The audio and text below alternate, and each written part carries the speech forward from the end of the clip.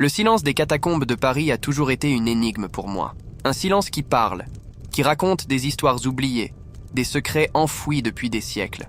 Je m'appelle Pierre Dubois, archéologue spécialisé dans l'histoire souterraine de Paris, et je ne savais pas encore que ce silence allait bientôt être brisé par une découverte qui changerait à jamais ma vie, et peut-être même le destin de l'humanité.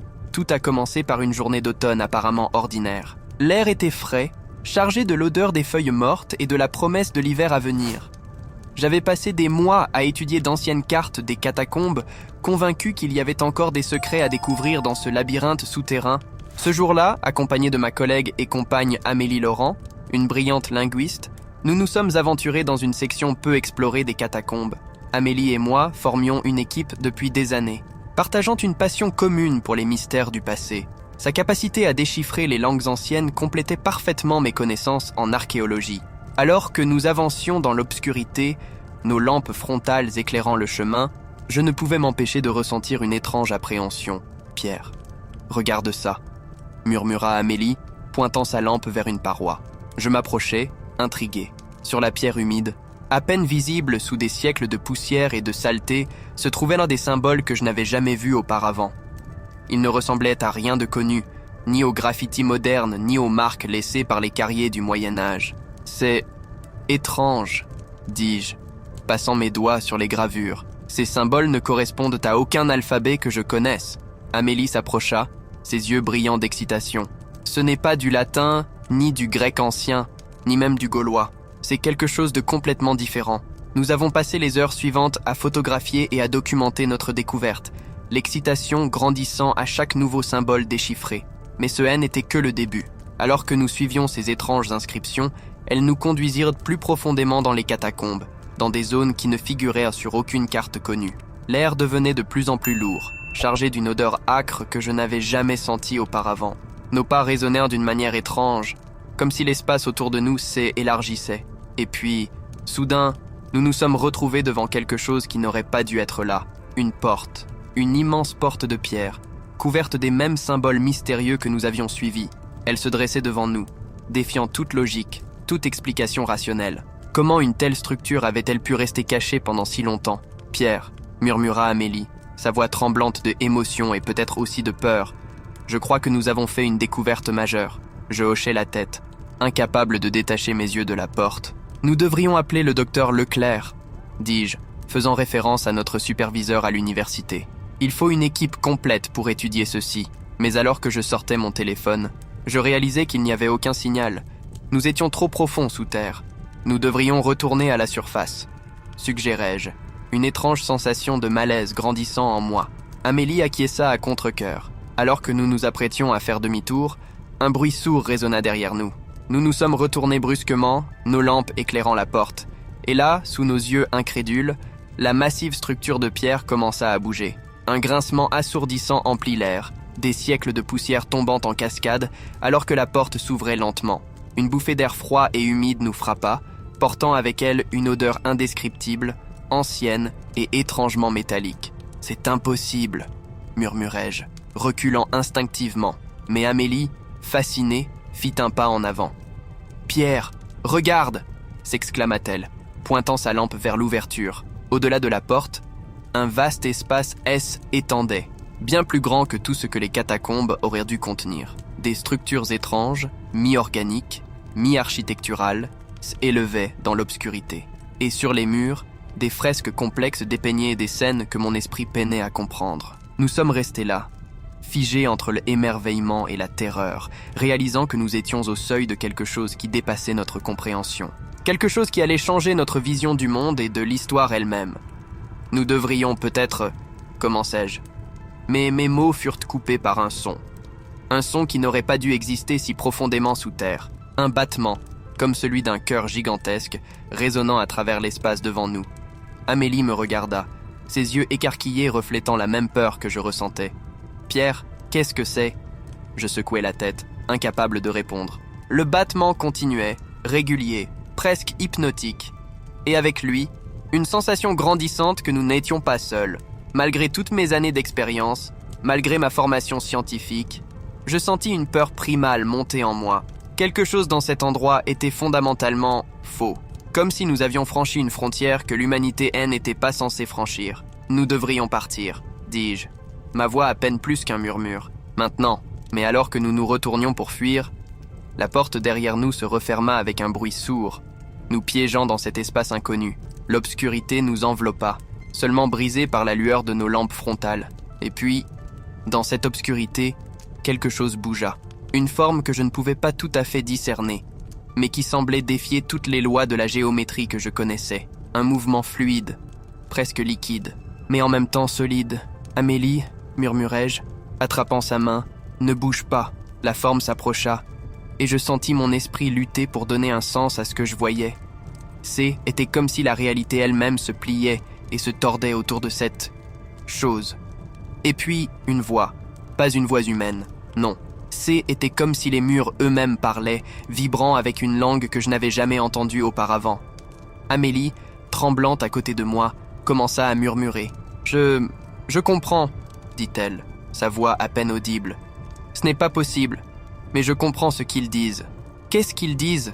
demandai-je, mes yeux toujours fixés sur la forme mouvante devant nous. Amélie déglutit difficilement. « Ils disent « Bienvenue, explorateurs. Vous êtes les premiers depuis des millénaires à franchir ce seuil. Votre voyage ne fait que commencer. » À ces mots, la forme devant nous se solidifia, prenant une apparence vaguement humanoïde, mais avec des proportions impossibles et des angles qui semblaient défier la réalité. Des yeux, ou ce qui y ressemblait, brillèrent d'une lumière intérieure, nous fixant avec une intelligence ancienne et terrifiante. Je réalisais alors que nous étions au bord d'une découverte qui allait bien au-delà de l'archéologie. Nous avions ouvert une porte vers quelque chose d'ancien, de puissant et potentiellement de dangereux. Quelque chose qui avait attendu dans l'ombre pendant des millénaires. Et maintenant, pour le meilleur ou pour le pire, nous étions là, piégés dans un monde souterrain avec des entités que nous ne pouvions pas comprendre, face à un mystère qui pourrait bien changer le cours de l'histoire humaine. Alors que la créature s'avançait vers nous, je serrai la main d'Amélie, sachant que notre vie ne serait plus jamais la même. Nous étions sur le point de plonger dans les profondeurs d'un secret que Paris, dans toute son histoire tumultueuse, avait gardé caché. Un secret qui, je le craignais, n'était peut-être pas destiné à être découvert. Le temps semblait s'être arrêté dans cette caverne souterraine. La créature devant nous, cette entité impossible à décrire avec des mots humains, nous observait avec une curiosité qui semblait aussi ancienne que la Terre elle-même. Je pouvais sentir Amélie trembler à côté de moi, mais sa voix resta ferme lorsqu'elle parla à nouveau. « Ils disent qu'ils sont les anciens », traduisit-elle, ses yeux fixés sur la forme changeante devant nous. « Ils disent qu'ils étaient là bien avant que les premiers humains ne marchent sur la surface de la Terre. » Mon esprit luttait pour donner un sens à tout cela. Les anciens, une civilisation souterraine qui avait existé depuis des temps immémoriaux, juste sous nos pieds, était impossible, et pourtant, la preuve se tenait là, devant nous. Soudain, la créature, l'ancien, fit un geste, et l'obscurité autour de nous s'illumina.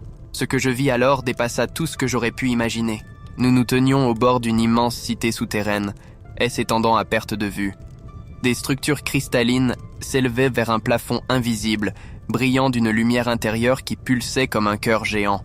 Des formes de vie étranges, mi-organiques, mi-mécaniques, se déplaçaient entre les bâtiments, défiant toute classification connue. « C'est incroyable », murmurai-je, incapable de détacher mes yeux de ce spectacle surréaliste. L'ancien fit un autre geste, et je sentis une présence dans mon esprit, comme si quelqu'un ou quelque chose essayait de communiquer directement avec mes pensées.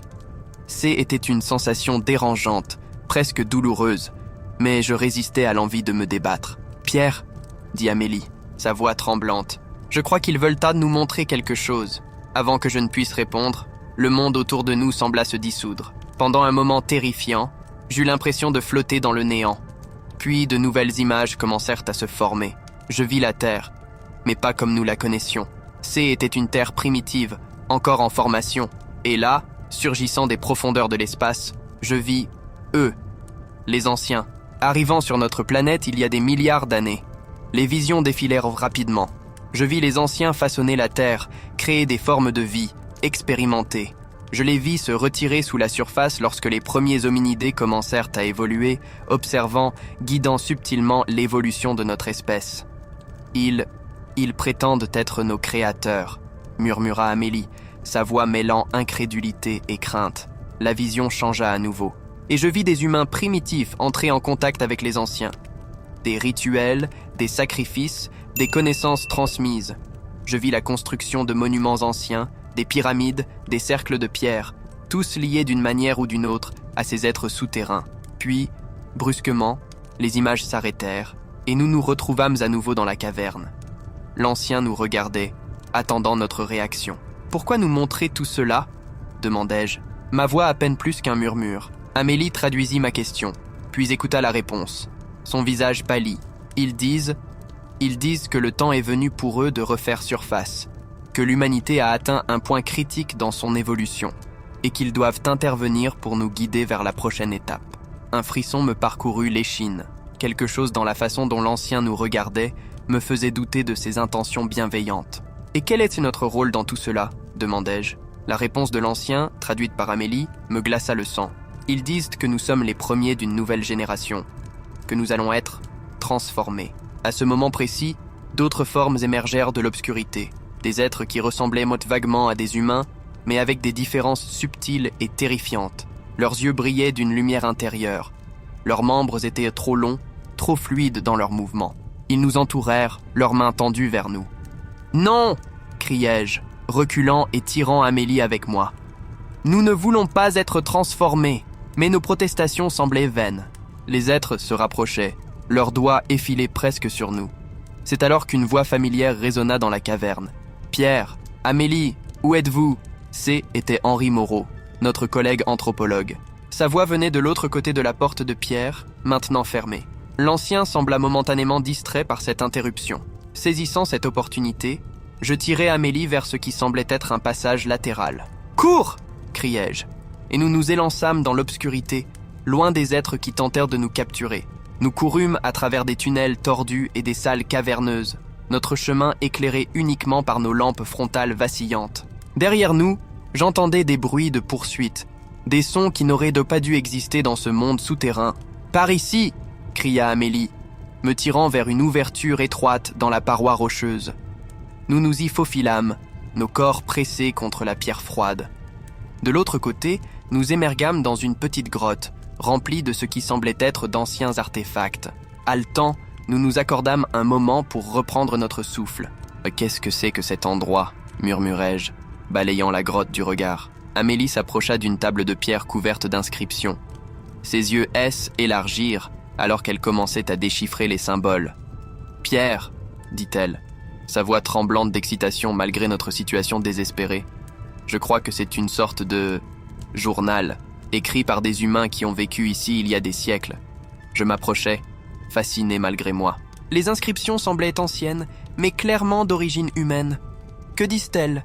Amélie passa ses doigts sur les gravures, murmurant pour elle-même alors qu'elle traduisait. Elle parle d'une ancienne secte, dédiée à servir les dieux souterrains. Mais, oh mon Dieu, quoi ? demandai-je, sentant mon cœur s'accélérer. Ces gens, ils ont découvert la vérité sur les anciens. Ce ne sont pas des dieux bienveillants. Ils se nourrissent de nous, Pierre, de notre énergie vitale, de nos émotions. La transformation dont ils parlaient, ce n'est qu'un euphémisme pour nous consommer. Un frisson me parcourut l'échine. Soudain, les visions que les anciens nous avaient montrées prirent un sens beaucoup plus sinistre. Ce N était pas de L évolution guidée. C était de L élevage. L'humanité N était rien de plus qu'un troupeau pour ces êtres anciens et affamés. Nous devons sortir d'ici, dis-je, la panique montant dans ma voix. Nous devons avertir le monde.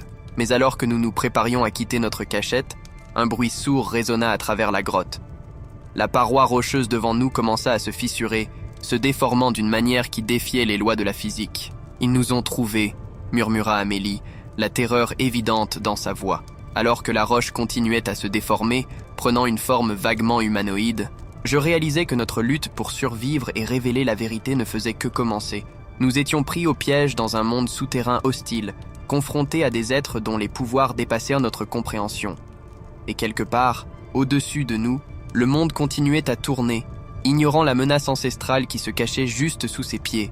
Une menace qui, je le craignais, était sur le point de émerger et de changer le cours de l'histoire humaine à jamais. La forme rocheuse continua à se tordre et à se déformer, prenant peu à peu l'apparence d'un être humanoïde. Ses yeux, deux orbes lumineux d'un bleu glacial, nous fixait avec une intensité terrifiante. Je pouvais sentir son regard pénétrer jusqu'au plus profond de mon âme, sondant mes pensées, mes peurs les plus intimes. « Pierre », murmura Amélie, sa voix à peine audible. « Que fait-on maintenant ?» Je scrutais frénétiquement la grotte, cherchant désespérément une issue. C'est alors que mon regard tomba sur un ancien artefact posé sur une étagère rocheuse. Il ressemblait à une sorte de sceptre, orné de symboles similaires à ceux que nous avions vus plus tôt.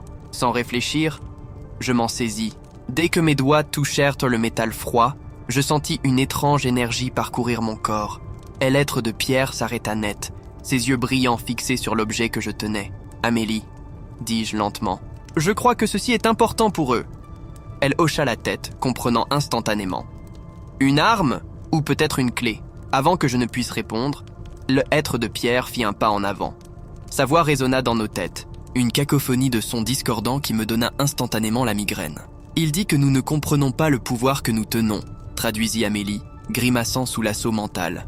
« Il nous demande de le lui remettre. »« Pas question, » répondis-je fermement, serrant le sceptre contre ma poitrine. « C'est notre seul avantage. » L'être sembla hésiter, comme s'il évaluait ses options. Puis, sans avertissement, il chargea. « Cours !» criai-je, poussant Amélie vers une ouverture à l'autre bout de la grotte. Nous nous élançâmes dans l'obscurité, le bruit de pas lourds résonnant derrière nous. Nous courûmes à travers un dédale de tunnels, tournant au hasard, espérant désespérément semer notre poursuivant. Le sceptre dans ma main semblait vibrer, comme s'il réagissait à notre environnement. Soudain, nous débouchâmes dans une vaste caverne, des structures étranges, mi-organiques, mi-mécaniques, s'élevaient du sol, pulsant d'une lueur interne. Et au centre, une immense machine, si complexe et alien que mon esprit peinait à en comprendre la forme. « Qu'est-ce que c'est que cet endroit ?» murmura Amélie, ses yeux écarquillés devant ce spectacle surréaliste. Avant que je ne puisse répondre, une voix familière résonna dans la caverne. « Pierre ? Amélie ? Est-ce vous ?» Nous nous retournâmes pour voir Henri Moreau, notre collègue anthropologue, émerger d'un tunnel adjacent.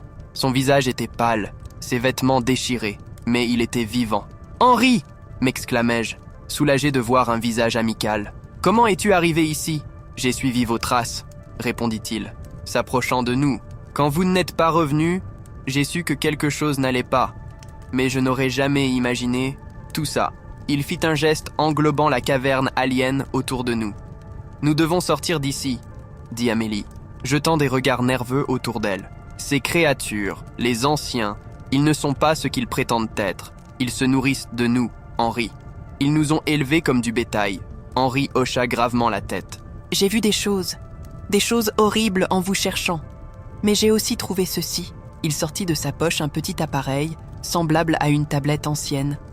Je pense que c'est une sorte de carte, ou peut-être un contrôleur. Je m'approchai pour examiner l'objet, fasciné malgré le danger.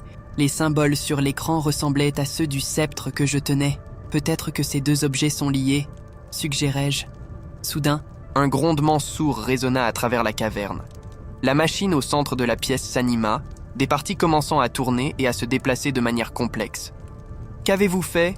demanda Amélie, alarmée. « Ce n'était pas moi !» répondis-je, tout aussi surpris. C'est alors que je remarquai le regard d'Henri. Il était fixé sur la machine, une lueur étrange dans les yeux. Et puis, lentement, un sourire se dessina sur son visage, un sourire qui n'avait rien d'humain. « Oh non !» murmurai-je, réalisant avec horreur ce qui se passait. Henri, il se tourna vers nous, et ses yeux brillaient maintenant de la même lueur bleue glaciale que ceux de l'être de Pierre. « Henri n'est plus là !» dit-il d'une voix qui n'était pas la sienne. « Il a été... amélioré. » Amélie laissa échapper un cri étouffé. « Ils l'ont transformé, » dit-elle, la voix tremblante, comme ils voulaient le faire avec nous. La créature qui avait été Henri fit un pas vers nous. « Vous ne comprenez pas le cadeau qui vous est offert, » dit-il. « L'immortalité, la connaissance de l'univers, tout cela peut être vôtre. Il suffit de vous soumettre. » Je serrai le sceptre plus fort, sentant son énergie pulser à travers moi. « Jamais, » grondai-je. La créature Henri sourit à nouveau. Un sourire froid et sans émotion. « Alors vous mourrez. Et votre énergie vitale servira à nourrir les anciens. » D'un geste de la main, il activa pleinement la machine derrière lui. L'air se chargea de électricité et je sentis mes cheveux se dresser sur ma nuque. Des arcs de énergie commencèrent à danser entre les différentes parties de la machine, créant un spectacle aussi beau que terrifiant. « Pierre », murmura Amélie, sa main serrant la mienne. « Je crois que c'est un genre de collecteur de âmes. C'est comme ça qu'ils se nourrissent de nous. » Je regardais autour de moi, cherchant désespérément une issue. C'est alors que je remarquai que le sceptre dans ma main réagissait à l'énergie de la machine. Il vibrait de plus en plus fort, presque douloureux à tenir. Une idée folle me traversa l'esprit. C était risqué, potentiellement suicidaire, mais c'était notre seule chance. « Amélie, dis-je rapidement, quand je te le dirai, cours vers ce tunnel là-bas. Ne te retourne pas, ne t'arrête pas, promets-moi. » Elle me regarda, la peur et la confusion se lisant dans ses yeux. « Pierre, qu'est-ce que tu vas faire ?» Je l'embrassai rapidement. « Fais-moi confiance. Je te retrouverai, je te le promets. » Avant qu'elle ne puisse protester davantage, je me tournai vers la créature Henri et la machine. Rassemblant tout mon courage, je m'élançai en avant. « Maintenant, Amélie, cours !» criai-je. Du coin de l'œil, je la vis hésiter un instant, puis se précipiter vers le tunnel. La créature Henri tenta de l'arrêter, mais J était déjà sur lui. Avec toute la force dont J était capable, je plantai le sceptre dans la machine. L'effet fut immédiat et cataclysmique. Une explosion d'énergie pure jaillit du point d'impact, envoyant des vagues de force à travers toute la caverne. La créature Henri hurla. Un son inhumain de rage et de douleur. Je sentis une force immense me projeter en arrière, me faisant heurter durement le mur de la caverne. Alors que ma conscience s'estompait, la dernière chose que je vis fut la machine qui implosait sur elle-même, créant un vortex d'énergie qui semblait tout aspirer. La caverne entière tremblait, des morceaux de roche tombant du plafond. Puis l'obscurité m'engloutit, et je ne sus plus rien. Je ne sais pas combien de temps je restais inconscient. Quand je revins à moi, J était allongé dans l'obscurité, mon corps endolori protestant à chaque mouvement. Ma tête bourdonnait. Et pendant un moment, je ne pus me rappeler où J était, ni ce qui s'était passé. Puis tout me revint d'un coup. Les anciens, la machine, Henri, Amélie. Je me redressai brusquement, ignorant la douleur qui traversa mon corps. « Amélie ?» appelai-je dans l'obscurité. Seul l'écho de ma voix me répondit. Tâtonnant, je trouvai ma lampe frontale miraculeusement intacte. Je l'allumai, balayant les débris autour de moi. La caverne était méconnaissable. Là où se trouvait auparavant la machine alien, il n'y avait plus qu'un énorme cratère fumant. Des morceaux de technologie étrange étaient éparpillés partout, certains encore en train de crachoter des étincelles. Je me levai péniblement, cherchant un signe d'Amélie ou de la créature qui avait été Henri, mais J était seul. « Amélie !» criai-je à nouveau, ma voix se brisant sous la émotion et la peur. Elle avait promis de courir, de ne pas s'arrêter. Avait-elle réussi à s'échapper? Où était-elle? Non, je ne pouvais pas penser à ça. Je devais la retrouver. Rassemblant mes forces, je me dirigeais vers le tunnel par lequel je l'avais vue partir. Chaque pas était une bataille contre la douleur et, épuisement. Mais l'espoir de retrouver Amélie me poussait en avant. Alors que j'avançais dans le tunnel, je ne pouvais m'empêcher de penser à tout ce que nous avions découvert. Les anciens, leur technologie avancée, leurs plans pour l'humanité, était trop grand, trop terrifiant pour être pleinement compris. Et pourtant, nous étions maintenant les gardiens de ce secret. Si nous survivions, que ferions-nous de cette connaissance? Soudain, j'entendis un bruit devant moi, des pas, rapides et légers. Mon cœur bondit dans ma poitrine. « Amélie ?» appelai-je, espérant de toutes mes forces. Une silhouette émergea de l'obscurité, et pendant un instant glorieux, je crus que C était elle. Mais alors que la lumière de ma lampe éclairait le visage de la personne, je réalisai mon erreur. Ce N n'était pas Amélie. C était une jeune femme que je n'avais jamais vue auparavant. Ses yeux étaient écarquillés de peur, et elle tenait dans ses mains ce qui ressemblait à un ancien artefact. « Qui êtes-vous » demandai-je, surpris et déçu. Elle me regarda, hésitante, puis parla d'une voix tremblante. « Je m'appelle Sophie. Je suis archéologue. J'explorais les catacombes quand j'ai trouvé cet endroit. Qu'est-ce qui se passe ici ?» Je la regardais, réalisant soudain l'ampleur de la situation. Ce N n'était pas fini. D'autres personnes avaient trouvé cet endroit et les anciens étaient probablement toujours là, quelque part dans l'obscurité. Notre lutte ne faisait que commencer. Je fixais Sophie pendant un long moment, essayant de décider si je pouvais lui faire confiance. Après tout ce que j'avais vécu, la paranoïa s'était installée dans mon esprit. Et si elle était aussi sous le contrôle des anciens, comme Henri l'avait été, comment êtes-vous arrivé ici ? demandai-je finalement, gardant une distance prudente. Sophie hésita, serrant l'artefact contre sa poitrine. J'y étudiais une section peu connue des catacombes pour ma thèse. J'ai trouvé des inscriptions étranges, puis une porte. Et quand je l'ai franchie, je me suis retrouvé dans cet endroit impossible. Son histoire ressemblait tellement à la mienne que je sentis un frisson me parcourir. Combien d'autres avaient été attirés ici? Combien avaient été transformés ou pire? Écoutez, dis-je, décidant de prendre le risque de lui faire confiance. Nous sommes en grave danger. Il y a des choses ici, des créatures anciennes et puissantes. Elles ne sont pas bienveillantes, quoi qu'elles puissent prétendre. Nous devons sortir d'ici et avertir le monde. Les yeux de Sophie S. élargirent. Des créatures? J'ai vu des choses bouger dans l'ombre, mais je pensais que ceci était mon imagination. Qu'est-ce que c'est exactement? Je secouai la tête. C'est une longue histoire et nous n'avons pas le temps. Pour l'instant, nous devons trouver mon amie, Amélie, et trouver une sortie. Sophie acquiesça, bien que la peur soit clairement visible sur son visage. D'accord? Je crois que j'ai vu une femme courir dans cette direction il y a peu de temps. Ça pourrait être votre amie. Mon cœur fit un bond. Amélie était vivante, et pas si loin. Montrez-moi, dis-je, un nouvel espoir m'envahissant. Nous nous sommes engagés dans le tunnel, nos pas résonnant dans l'obscurité. Je ne pouvais m'empêcher de jeter des regards nerveux par-dessus mon épaule, m'attendant à chaque instant à voir une forme monstrueuse surgir des ombres. « Cet artefact !» dis-je à Sophie tout en marchant. « Où l'avez-vous trouvé ?» Elle baissa les yeux sur l'objet qu'elle tenait. C était une sorte de sphère, couverte de symboles similaires à ceux que nous avions vus sur le sceptre et la tablette, dans une petite chambre, pas loin d'ici. Il y avait d'autres objets étranges, mais celui-ci, il semblait m'appeler. Je fronçai les sourcils. L'idée que ces artefacts puissent avoir une sorte de volonté propre était troublante. « Faites attention », l'avertis-je. « Ces objets sont plus qu'ils n'y paraissent. Ils sont liés d'une manière ou d'une autre à la technologie des anciens. » Soudain, Sophie s'arrêta net. « Vous avez entendu ça ?» murmura-t-elle.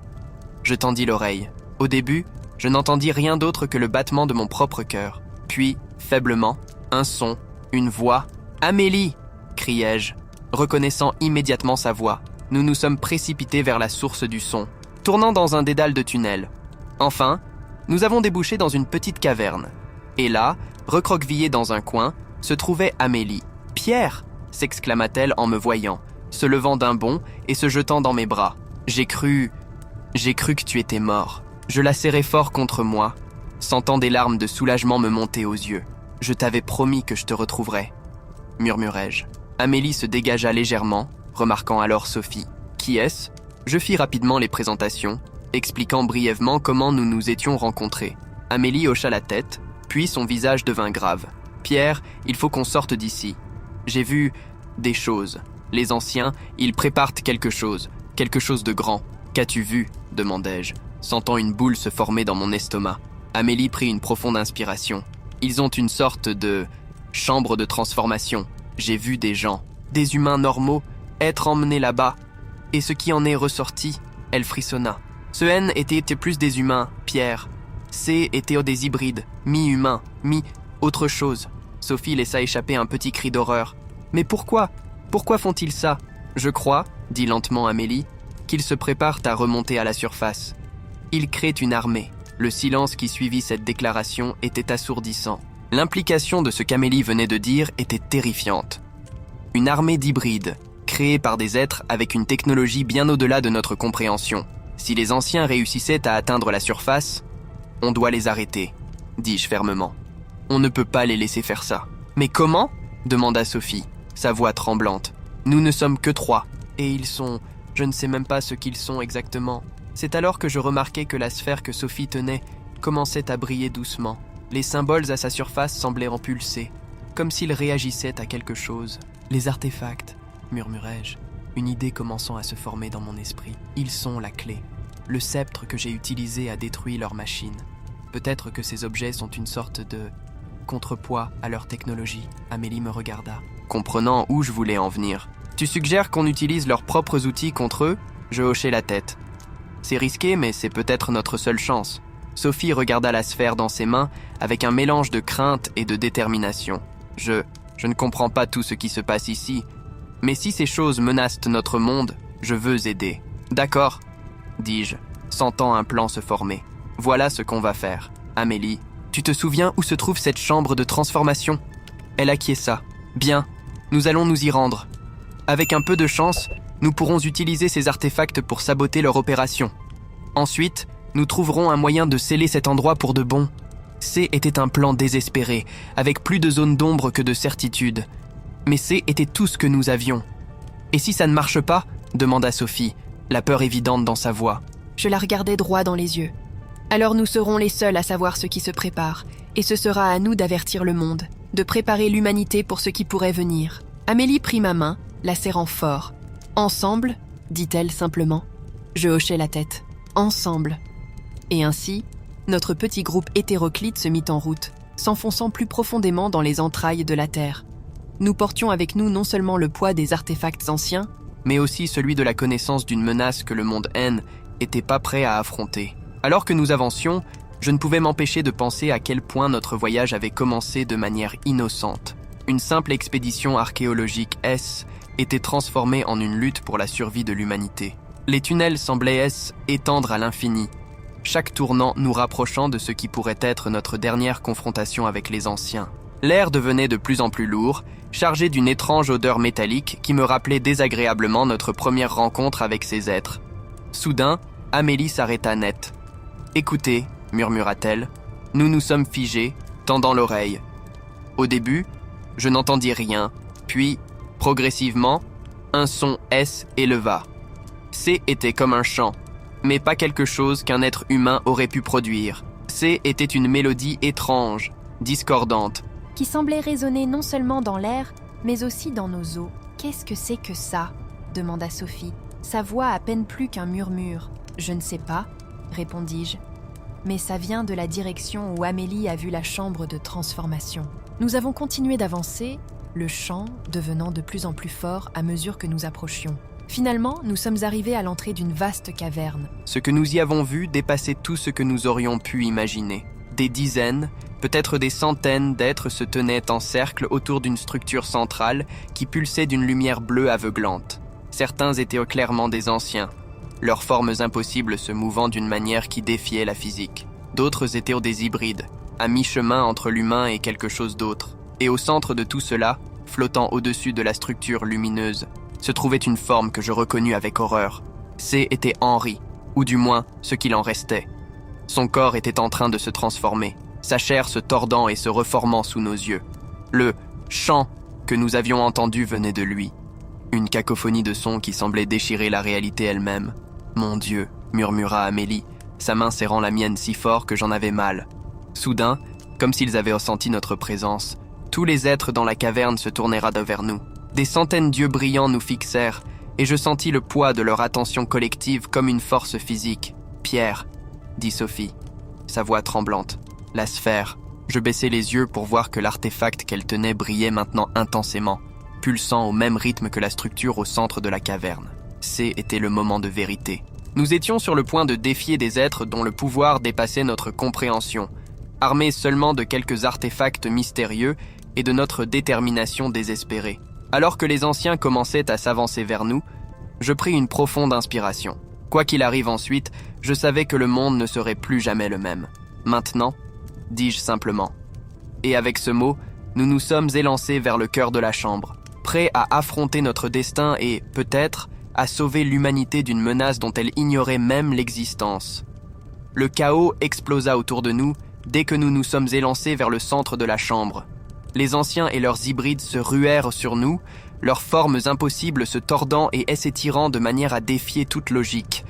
L'air lui-même semblait vibrer de leur présence, chargé d'une énergie ancienne et malveillante. « Tenez-vous prêts !» criai-je par-dessus le vacarme assourdissant du chant d'Henri.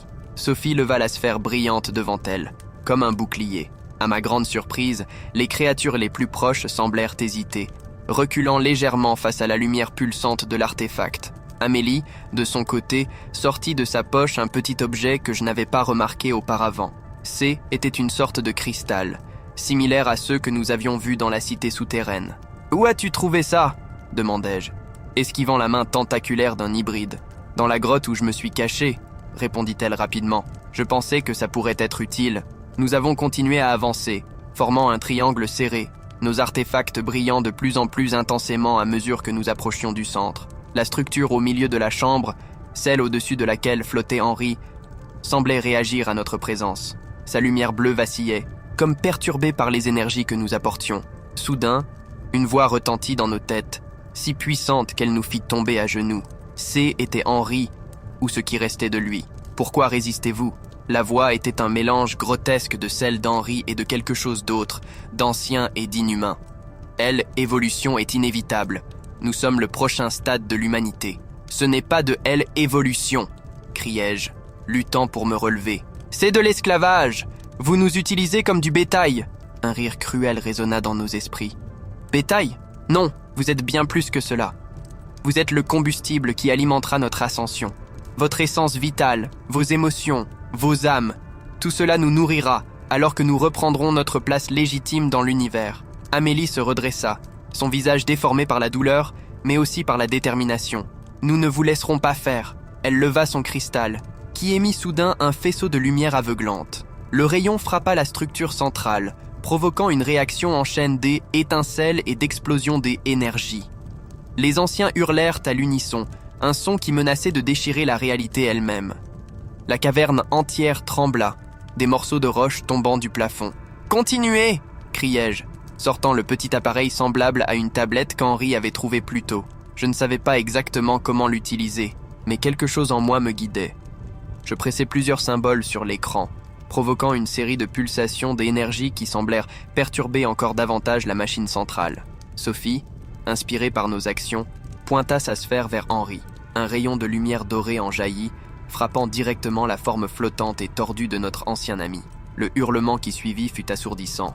Henri se tordit dans les airs, son corps alternant rapidement entre sa forme humaine et quelque chose d'autre, quelque chose de monstrueux.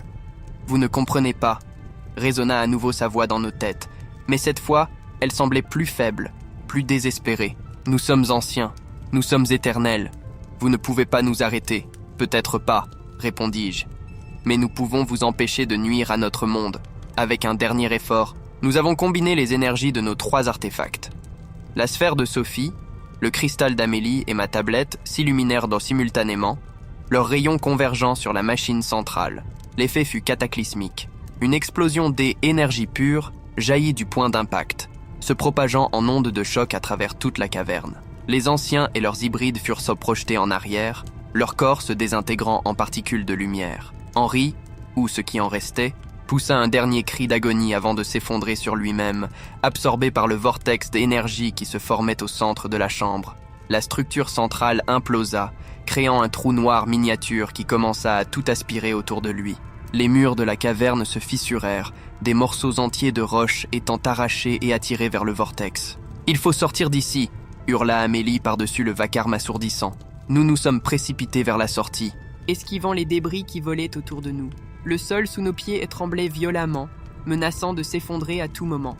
Alors que nous atteignions l'entrée du tunnel, je jetai un dernier regard en arrière. La chambre de transformation, cette merveille technologique horrifiante, était en train d'être dévorée par le vortex. Avec elle disparaissaient les dernières traces visibles des anciens et de leurs plans maléfiques. Nous avons couru à travers les tunnels, guidés par un instinct primaire de survie. Derrière nous, nous pouvions entendre le grondement de l'effondrement qui se rapprochait. Enfin, après ce qui sembla une éternité, nous avons aperçu une lueur devant nous. La sortie. Avec un dernier effort désespéré, nous nous sommes jetés à travers l'ouverture, émergeant dans les catacombes familières de Paris. À peine étions-nous sortis que l'entrée du tunnel s'effondra derrière nous dans un nuage de poussière et de débris. Nous sommes restés là, haletants, couverts de poussière et de contusions, mais vivants. Le silence qui suivit était assourdissant après le chaos que nous venions de vivre. « C'est fini ?» demanda Sophie d'une voix tremblante. Je regardai Amélie, puis les artefacts que nous tenions encore.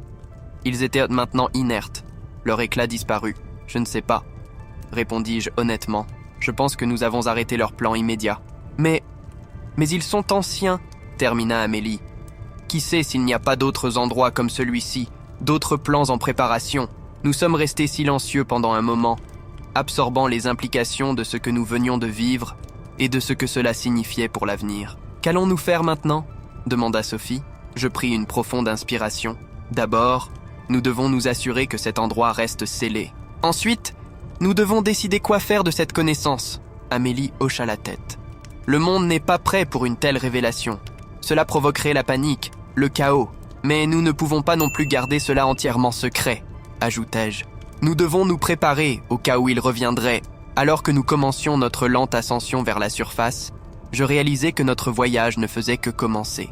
Nous portions maintenant le fardeau d'un secret qui pourrait changer le cours de l'histoire humaine. Les catacombes de Paris avaient révélé leur secret le plus sombre, et nous étions désormais les gardiens de cette connaissance. Que nous le voulions ou non, nos vies avaient changé pour toujours. Alors que nous émergions dans les rues de Paris, le soleil se levait, baignant la ville d'une lumière dorée. C était un nouveau jour, mais pour nous, C était le début d'une nouvelle ère. Une ère où nous savions que sous nos pieds, dans les profondeurs de la Terre, des forces anciennes et terrifiantes attendaient leur heure. Et nous serions là, prêts à les affronter à nouveau si nécessaire. Les jours qui suivirent notre retour à la surface furent un tourbillon de confusion, de paranoïa et de décisions difficiles. Nous avions convenu de garder notre découverte secrète, du moins pour le moment, mais le poids de ce secret pesait lourdement sur nos épaules. Amélie, Sophie et moi nous sommes retrouvés dans mon petit appartement parisien, essayant de donner un sens à tout ce que nous avions vécu. Les artefacts que nous avions ramenés étaient étalés sur la table basse, inertes et en apparence inoffensifs. Mais leur présence était un rappel constant de l'horreur que nous avions affrontée. « Qu'allons-nous dire au docteur Leclerc ?» demanda Amélie, brisant le silence tendu qui s'était installé. Je passai une main fatiguée sur mon visage. « Ah, la vérité est hors de question. Il nous prendrait pour des fous. » Sophie, qui était restée silencieuse jusqu'à présent, prit la parole. « Et si nous disions que nous avons trouvé une ancienne chambre funéraire? Cela expliquerait les artefacts et notre absence prolongée. » Amélie hocha la tête lentement. « Ça pourrait marcher, mais ça ne résout pas notre problème principal. Que faire de cette connaissance? C'est était la question qui nous hantait tous. Nous savions que nous ne pouvions pas simplement retourner à nos vies d'avant, pas avec ce que nous savions maintenant. Nous devons enquêter davantage, dis-je finalement. Les anciens ne pouvaient pas avoir limité leur présence aux catacombes de Paris. Il doit y avoir d'autres sites, d'autres preuves de leur existence. Mais par où commencer? Demanda Sophie. Le monde est vaste, et ils ont eu des millénaires pour se cacher. C'est alors qu'une idée me frappa. Je me levai brusquement et me dirigeai vers ma bibliothèque, en sortant un vieux livre poussiéreux. Les légendes, dis-je, feuilletant rapidement les pages. Toutes ces histoires de cités perdues, de civilisations anciennes et avancées. Et si elles étaient basées sur la vérité? Amélie se leva pour me rejoindre, ses yeux s'illuminant de compréhension. L'Atlantide, Mu, Shambhala, ce ne seraient pas des mythes, mais des souvenirs déformés des anciens et de leur technologie. Sophie nous rejoignit, son visage reflétant un mélange d'excitation et d'appréhension.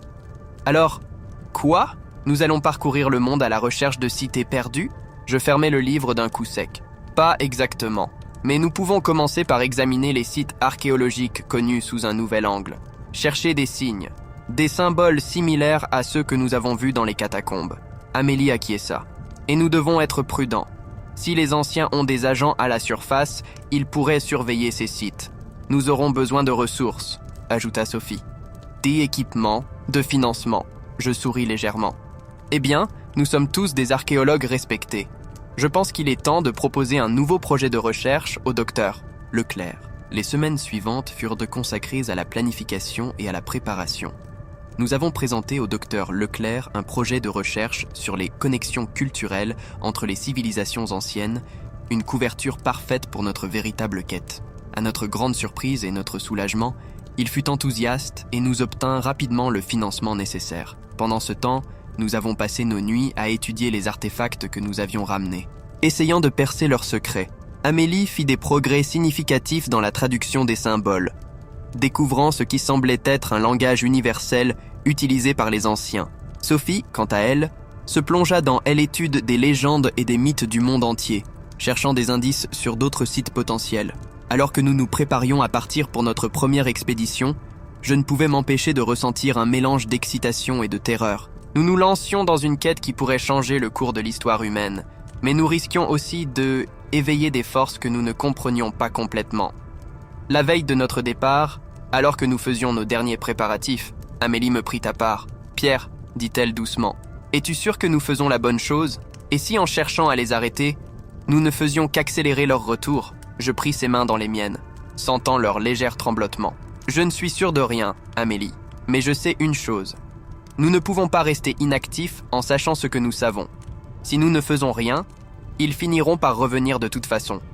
Au moins, de cette façon, nous avons une chance de les arrêter. Elle hocha la tête, ses yeux reflétant la même détermination que je ressentais. Tu as raison, nous sommes dans cette histoire ensemble, jusqu'au bout. Le lendemain matin, alors que le soleil se levait sur Paris, nous avons chargé notre équipement dans un van. Notre première destination était un site archéologique en Turquie, où des rumeurs de découvertes étranges avaient attiré notre attention. Alors que nous quittions la ville, je ne pus m'empêcher de jeter un dernier regard aux rues familières. Quelque part sous ces pavés se trouvèrent les ruines de la cité des anciens, un rappel silencieux de la menace qui couvait. « Vous êtes prêts ?» demandai-je à Amélie et Sophie.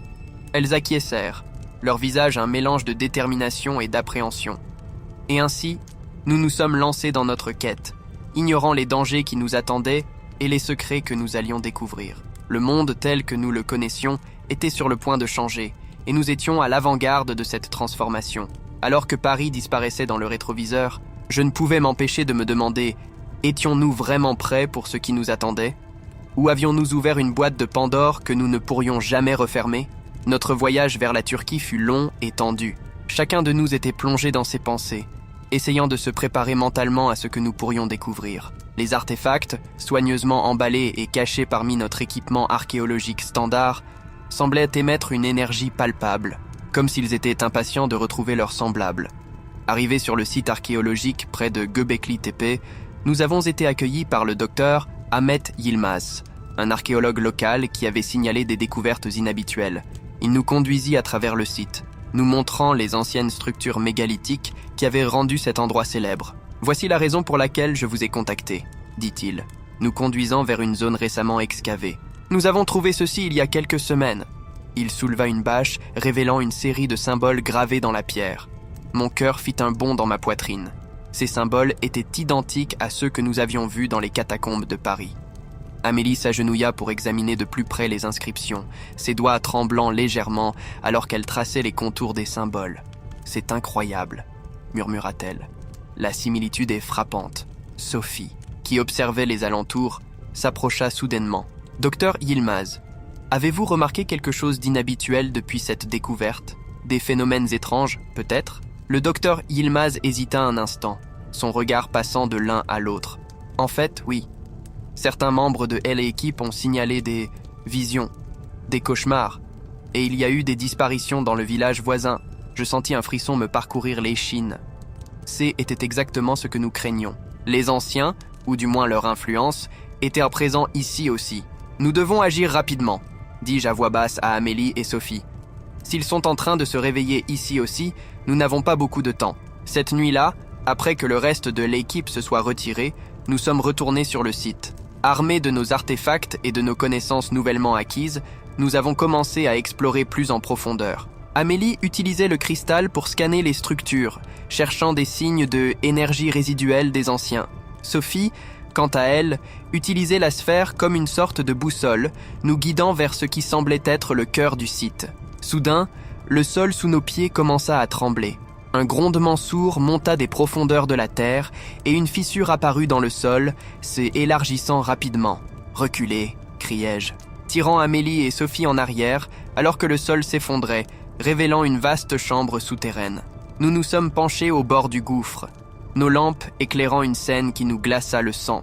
En bas, des structures similaires à celles que nous avions vues à Paris élevaient des ténèbres. Et au centre, une machine pulsait d'une lueur bleue familière. « Non !» murmura Amélie. « Pas encore. » Mais alors que nous contemplions l'horreur qui étendait sous nos pieds, quelque chose d'inattendu se produisit. Les artefacts que nous portions commencèrent à briller intensément, leurs énergies combinées créant un champ de force autour de nous. Et puis, nous l'avons entendu, une voix, ancienne et puissante, résonnant non pas dans l'air, mais directement dans nos esprits. « Enfants de la terre », dit la voix, « vous avez bien fait de venir ici. Nous nous sommes figés, incapables de bouger ou de parler.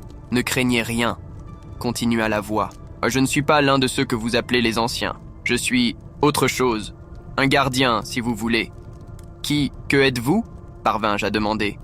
Je suis ce qui reste d'une civilisation qui s'est opposée aux anciens il y a des éons. Nous avons réussi à les repousser, mais à un grand coût. Ces artefacts que vous portez sont nos créations, conçus pour contrer leur pouvoir. Amélie s'avança, son visage un mélange de crainte et de curiosité. Alors, vous êtes de notre côté ? Un sentiment d'amusement sembla émaner de la présence. Les notions de côté sont simplistes face à l'ampleur de ce conflit. Mais oui, je souhaite empêcher le retour des anciens autant que vous. Comment pouvons-nous les arrêter ? Demanda Sophie. Vous ne le pouvez pas entièrement, répondit la voix. Ils sont trop anciens, trop puissants. Mais vous pouvez les contenir, les empêcher de gagner en puissance. Les artefacts sont la clé. Ils doivent être placés sur des sites comme celui-ci, formant un réseau qui maintiendra les anciens endormis.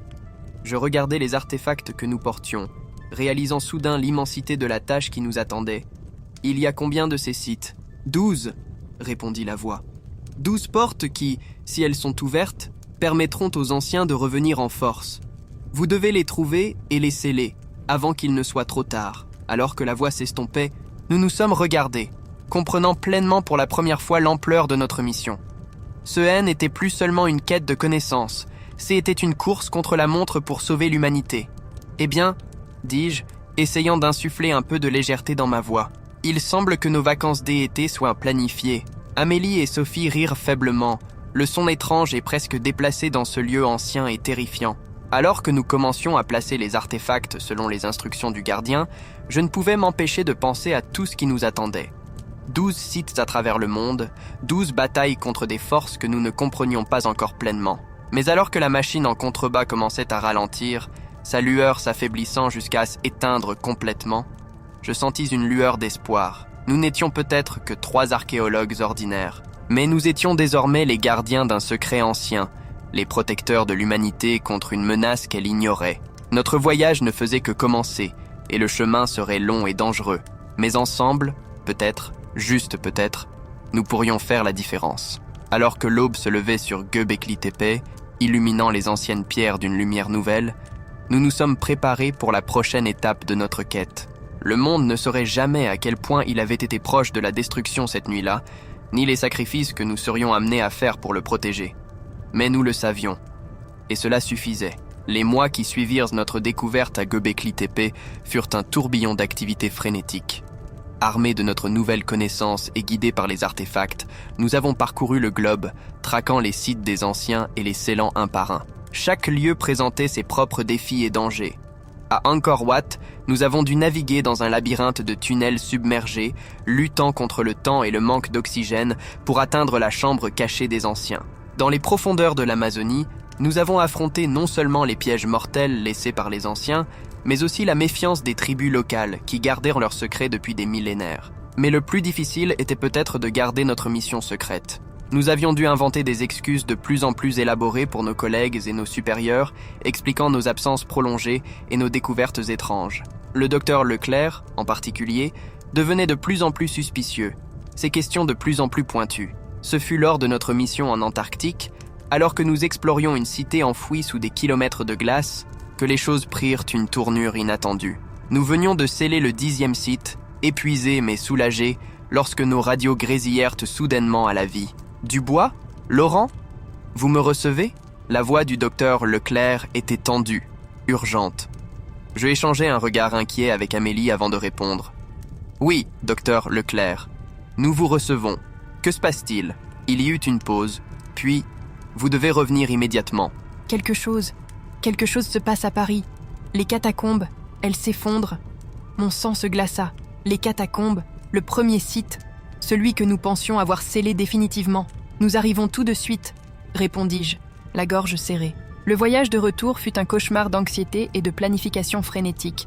Nous savions que ce qui nous attendait à Paris serait notre plus grand défi à ce jour. Si les anciens avaient réussi à briser le sceau du premier site, qui sait quelle force ils avaient maintenant ?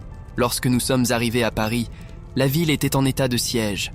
Des zones entières avaient été évacuées, le sol s'effondrant sous les pieds des habitants. L'air était chargé d'une étrange électricité, et même ceux qui ne savaient rien des anciens pouvaient sentir que quelque chose de terrible était sur le point de se produire. Le docteur Leclerc nous attendait à l'université, son visage pâle et tiré. « J'espère que vous avez une explication pour tout ceci. » dit-il, dès que nous sommes entrés dans son bureau. Nous avons échangé un regard, Amélie, Sophie et moi. Était le moment de vérité. « Docteur, commençai-je lentement, ce que nous allons vous dire va vous sembler impossible, mais je vous assure que c'est la vérité. » Et ainsi, nous lui avons tout raconté. Les anciens, leur technologie, notre quête pour sceller les sites. À mesure que nous parlions, je pouvais voir l'incrédulité dans ses yeux se transformer lentement en une compréhension terrifiée. « Mon Dieu !» murmura-t-il quand nous eûmes fini. « Et vous dites que Paris est le dernier bastion ?» confirma Amélie. « Si nous ne parvenons pas à le receller, les anciens seront libres. » Le docteur Leclerc se leva brusquement. « Alors qu'attendons-nous ? Allons-y !» Sa réaction me prit par surprise. « Vous nous croyez ?» Il eut un rire sans joie. « Mais après tout ce que j'ai vu ces derniers jours, je serais fou de ne pas vous croire. Et si vous avez raison, vous aurez besoin de toute l'aide possible. » Ainsi renforcés, nous nous sommes dirigés vers l'entrée des catacombes que nous avions utilisées des mois auparavant. La zone était bouclée par la police et l'armée, mais le docteur Leclerc utilisa son influence pour nous faire passer. Dès que nous sommes entrés dans les tunnels, nous avons su que quelque chose avait changé. L'air était chargé d'une énergie malveillante, et les murs eux-mêmes semblaient ne pulser d'une vie malsaine. Nous avons avancé prudemment, guidés par la lueur de nos artefacts. Plus nous nous enfoncions, plus la réalité elle-même semblait se tordre autour de nous. Des visions cauchemardesques flashaient devant nos yeux, des échos de cris anciens résonnaient dans nos esprits. Enfin, nous sommes arrivés à la chambre centrale. Ce que nous y avons vu dépassait nos pires craintes. La machine que nous avions détruite des mois auparavant avait été reconstruite, plus grande et plus terrible que jamais. Et flottant au-dessus, une forme que je reconnus avec horreur. Henri, ou ce qu'il en restait. Son corps était désormais un amalgame monstrueux de chair et de technologie alien, ses yeux brillants d'une intelligence ancienne et malveillante. Ah, mes vieux amis, sa voix résonna dans nos têtes, un mélange grotesque de familiarité et d'alien. Vous êtes juste à temps pour assister à notre triomphe. Henri, murmurai-je, le cœur serré. Que t'ont-ils fait ? Un rire cruel résonna dans nos esprits. Fait ? Ils m'ont libéré, élevé. Et maintenant, nous allons faire de même pour toute l'humanité. Derrière lui, le vortex au centre de la machine commença à s'élargir, révélant des aperçus terrifiants d'un autre monde. Un monde où les anciens régnaient en maîtres. « Il est temps », déclara Amélie, sa voix tremblante mais déterminée. Nous avons sorti nos artefacts, leur lueur s'intensifiant en réponse à la menace qui nous faisait face. Le docteur Leclerc, bien que visiblement effrayé, resta à nos côtés, prêt à aider comme il le pouvait. Ce qui suivit fut une bataille qui défia toute description. Nous avons combattu non seulement contre Henri et les forces des anciens, mais aussi contre la réalité elle-même qui se tordait et se déformait autour de nous. Les artefacts brillaient d'une lumière aveuglante, repoussant les ténèbres qui menacèrent de nous engloutir. Amélie récitait des incantations anciennes, ces mots ayant le pouvoir de repousser les créatures cauchemardesques qui émergèrent du vortex. Sophie, avec une détermination féroce, utilisait la sphère pour créer des barrières d'énergie, nous protégeant des assauts psychiques des anciens. Et moi, guidé par une connaissance que je ne comprenais pas totalement, j'ai utilisé la tablette pour reprogrammer la machine, inversant son flux d'énergie. Le combat semblait durer une éternité, chaque seconde une lutte pour notre survie et celle de l'humanité tout entière. Mais peu à peu, nous avons commencé à gagner du terrain. Le vortex commença à se refermer, les créatures étant aspirées en arrière. Henri, hurlant de rage et de douleur, fut lui aussi attiré vers le portail. « Ce n'est pas fini !» cria-t-il alors qu'il disparaissait. « Nous reviendrons !» Avec un dernier effort titanesque, nous avons combiné la puissance de nos artefacts, créant un saut plus puissant que jamais. La machine implosa, emportant avec elle les dernières traces de la présence des anciens. Le silence qui suivit était assourdissant. Nous sommes restés là, haletants, à peine capables de croire que était vraiment terminé. « Est-ce que c'est fini ?» demanda le docteur Leclerc, sa voix à peine plus qu'un murmure. Je regardais Amélie et Sophie, puis les artefacts dans nos mains. Ils brillaient encore faiblement, un rappel que notre tâche n'était peut-être jamais vraiment terminée. Pour l'instant, répondis-je doucement, mais nous devrons rester vigilants. Les anciens sont patients. Ils attendront, ils planifieront, et quand ils reviendront, nous devrons être prêts. Alors que nous émergions des catacombes, le soleil se levait sur Paris. La ville semblait différente à mes yeux maintenant. chaque ombre cachant potentiellement un secret, chaque pierre pouvant être la clé d'un mystère ancien. Nous avions sauvé le monde, mais à quel prix? Nous portions désormais le poids d'une connaissance que peu pourraient de comprendre ou accepter. Notre vie ne serait plus jamais la même. Mais alors que je regardais Amélie et Sophie, je savais que nous n'étions pas seuls. Ensemble, nous étions les gardiens d'un secret ancien, les protecteurs de l'humanité contre une menace qu'elle ne connaîtrait jamais vraiment. Et si les anciens devaient un jour revenir, nous serions là, prêts à les affronter à nouveau. Car sous les rues de Paris, dans les profondeurs des catacombes, une nouvelle légende était née. Une légende de courage, de sacrifice et d'une bataille éternelle contre les forces de l'obscurité. Une légende que nous continuerions à écrire, jour après jour, jusqu'à ce que la dernière page soit tournée.